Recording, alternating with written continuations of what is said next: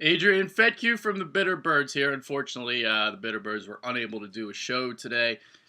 Scheduling conflicts, can't do it every day. So I'm here by myself doing a show, and I wanted to talk about the NFL, week one of the NFL season. And Andy Reid, he's the first guy I want to talk about. Yeah, the big chief gets a big win in his debut. And, I'm wearing this red polo shirt for a reason. This, as you can see, I got this at the U.S. Open at Marion. And, well, the reason why I'm wearing a red polo shirt, I'm doing it in honor of Big Andy. Did you see that red polo shirt he was rocking? I mean, that was the biggest and baggiest thing I've ever seen. But, hey, hashtag swag. He looks swagtastic. Swagtacular. But, yeah, Chiefs won it 28-2. Completely dominated the Jacksonville Jaguars. Obviously, it is the Jacksonville Jaguars. They're not any good. But, I do like the Chiefs this season. I really think that they're a team that's going to break out this year. I love their defense. Tamba Hali, Derek Johnson. I love their corners, Brandon Flowers.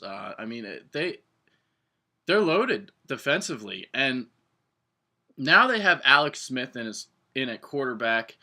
Matt Castle was atrocious last year, turning the ball over constantly. And that's the one thing that Alex Smith hasn't done in the last couple of years. He hasn't turned the ball over. So, I have the Chiefs going 11-5 this year. I think they can, get a 5 seed. I like them a lot. As long as they don't turn the ball over, they should be good this year. Watch out for them, guys. Kansas City, baby. And I'm not overreacting over a win over the Jaguars. But anyway, in that game, the Chiefs held the Jags to 178 yards of offense. They limited Maurice Jones-Drew to just 3 yards a carry. And, poor Sunshine, Blaine Gabbert. He was sacked 6 times and intercepted twice. By the way, that guy is atrocious. He shouldn't even be in the NFL. How does he have a job over Tim Tebow? Jesus. This guy stinks. And, another guy, Dontari Poe. Watch out for him, too. Oh, he's good. And the next game I wanted to talk about here on the Whiparound, Colin Kaepernick and the San Francisco 49ers. Big 34-28 win over the Green Bay Packers. Kaepernick throws for 412 yards and 3 touchdowns. He went 27 of 39 through the air. No picks. I mean, it's crazy because the Packers, they got gashed by Kaepernick on the ground during the playoffs. In the NFC divisional playoffs, 45-31 loss.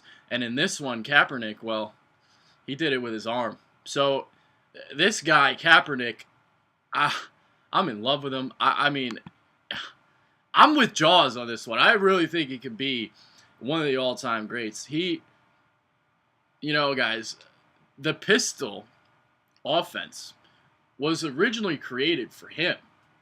Up at Nevada. Chris Alt, he was the originator of it. He's not there anymore. He made it for him. And Kaepernick, he obviously he was a former baseball player. He's got great mobility. And that arm that he's got, fastballs. I don't know who else has who throws a faster ball than him right now. This guy, he's unbelievable. So, big win for the Niners. They're 1-0, took care of Green Bay. The other game I wanted to talk about, because this was my survivor pick. I thought the Indianapolis Colts were going to just destroy the Oakland Raiders. But you know what? Terrell Pryor had a ball game. Terrell Pryor looked really good. He picks up 112 yards on 13 carries. I believe he was the leading rusher in week 1 of the NFL season. That's the crazy thing. That there was only 2 running backs that went over 100 yards this week 1. Actually, LaShawn McCoy led all runners in yardage, so my bad.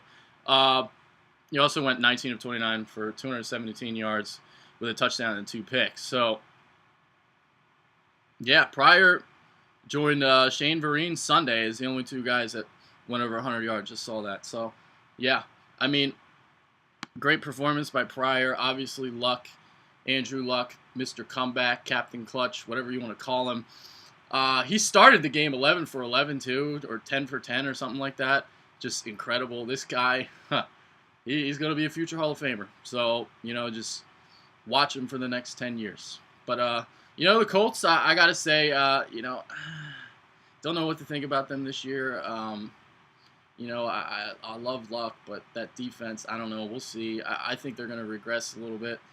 I don't think they're a playoff team, but, we'll see. So, big win for the Colts, 21-17. They got the job done. All right, so fourth game, Manhattan. Those Manhattan, New York Jets over there in the Meadowlands. Gino! Oh, Gino. Oh, Gino got it done. How about that? Gino got it done. It's crazy. Nick Folk, who never hit from anywhere for more than 56 yards, he was about to kick a 62-yard field goal. But, poor Levante David, huh? I mean, this guy, and the thing about Levante David, he's actually a really good outside linebacker for the Buccaneers. But he hit Smith as he ran out of bounds. They called the penalty, and instead of going from 62 yards out, they go from 47. And, Folk makes the field goal. Jets win it 18-17. So, Geno Smith gets a win in his debut. And the Buccaneers, I know that's like a lot of people's sleeper pick this year. I don't know. I'm not big on them. Just not.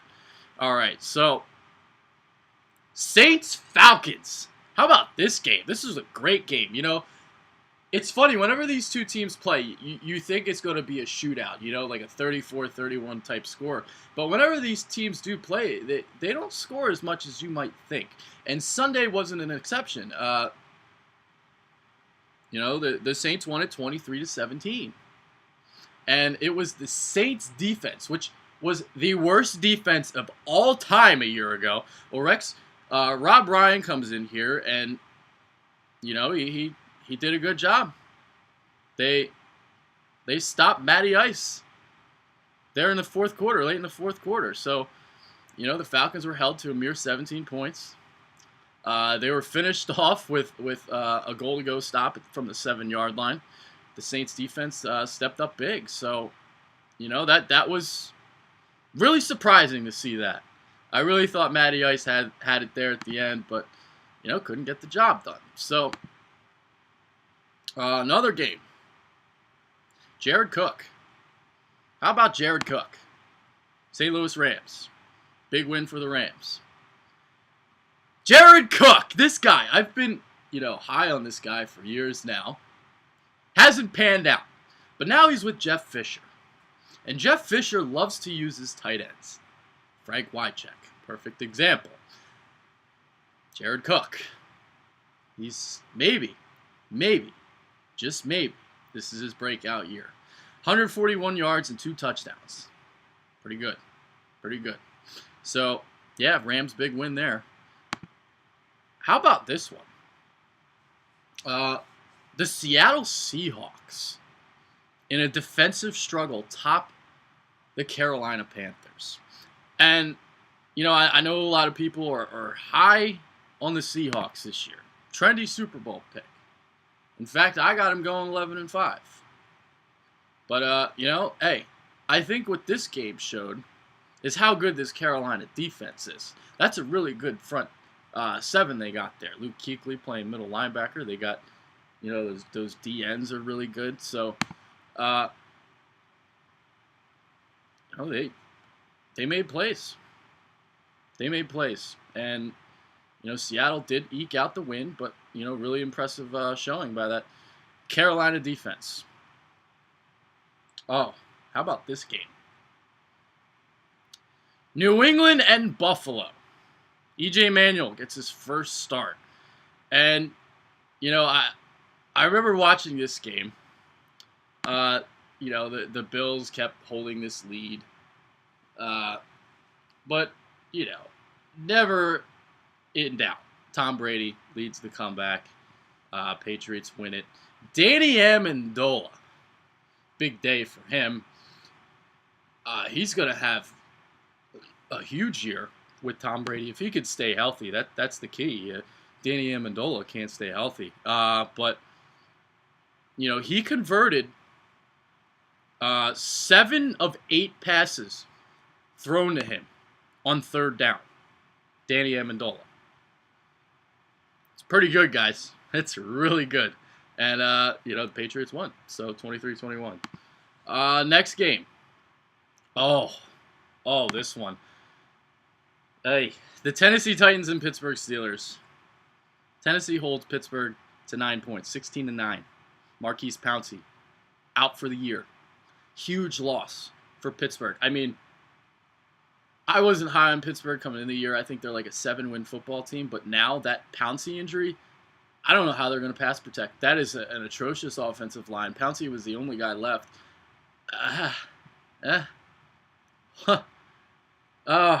Pittsburgh, you better start using that, we got the rings. Talk to the rings argument. You better start it because you're going to need it this year because you're not going to make the playoffs. All right.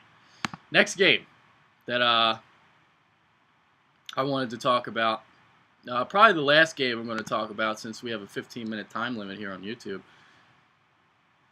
That atrocious game in Dallas. Ugh. I don't know what Dallas is celebrating for. You forced 6 turnovers, and you almost lost. 36-31. Ugh. That was an atrocious football game. David Wilson couldn't hang on to the ball. Ugh. Eli Manning looked rusty. Wasn't sharp. Yeah. I don't want to talk about this game anymore. Just leaves a bad taste in my mouth, Ugh. All right, I still got a couple minutes left. I can talk about a few more games. I wanted to talk Bears-Bengals. How about that one? That was a really good football game. I'm huge on high on the Bengals this year. I love their defense. Geno Atkins is better than Ndamukong Suh. That guy is unbelievable. Michael Johnson as a defensive end is unbelievable. Guys, if I know the Bengals, you guys don't really know who they are, but check out that defense. They're really good. But the Bears, they squeaked out a 24-21 win. Jay Cutler had, a pretty efficient game. 21 of 33, 242, and 2 scores.